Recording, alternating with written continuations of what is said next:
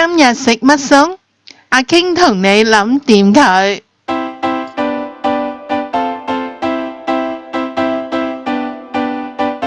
煙肉菠菜蛋餅。我哋嘅材料呢，就係有菠菜啦，4隻雞蛋、煙肉、半杯60克嘅麵粉。呢度呢，就有60克嘅麵粉啦。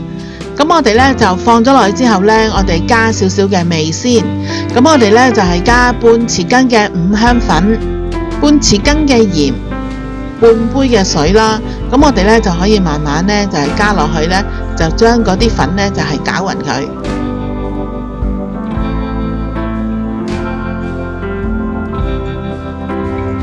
好啦，加咗嗰半杯水攪勻咗之後呢，我哋可以將啲蛋呢，就係慢慢呢，就係放落去攪勻佢噶啦。我哋呢，就慢慢將啲粉同埋啲雞蛋完全呢，就係攪勻佢。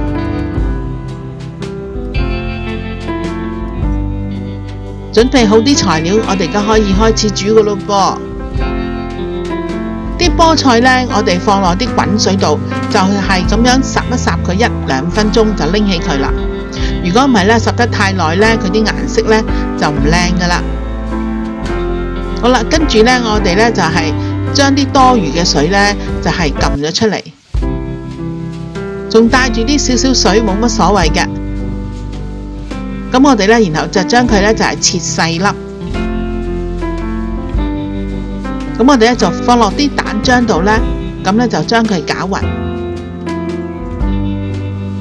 燒紅個鑊呢，就放2匙羹嘅橄欖油，將嗰個菠菜蛋漿呢，就輕輕咁樣放落去。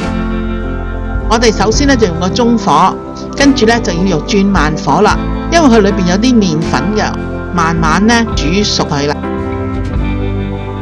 咁呢，我哋呢，然後就將啲煙肉呢，就切細塊啦，咁然後呢，就係放落去啲蛋漿度固定個位佢。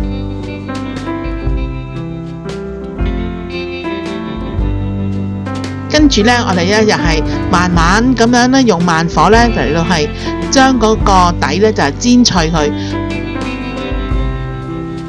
嗱，啲蛋漿呢，正開始呢，就有少少嘅移動，側邊呢又開始黃黃脆脆，我哋就可以咁樣反轉佢噶啦，就係咁樣反轉咗。咁跟住呢，我哋就輕輕咁樣撥翻佢落去。嗱，再用呢，就係中細火慢慢咁樣煮。你聞到有香味啦，咁我哋呢就可以反轉佢，睇睇個效果啦。啲煙肉呢，就係而家咁樣用慢火慢慢咁樣看啊煎呢，就好脆喎。呢個咁快手啦，又咁好味嘅薄餅，一陣間就煮好噶啦。大人細路都好中意食噶。想知我下次煮啲咩？快啲訂閱我嘅頻道啦！記住同你嘅朋友分享啊！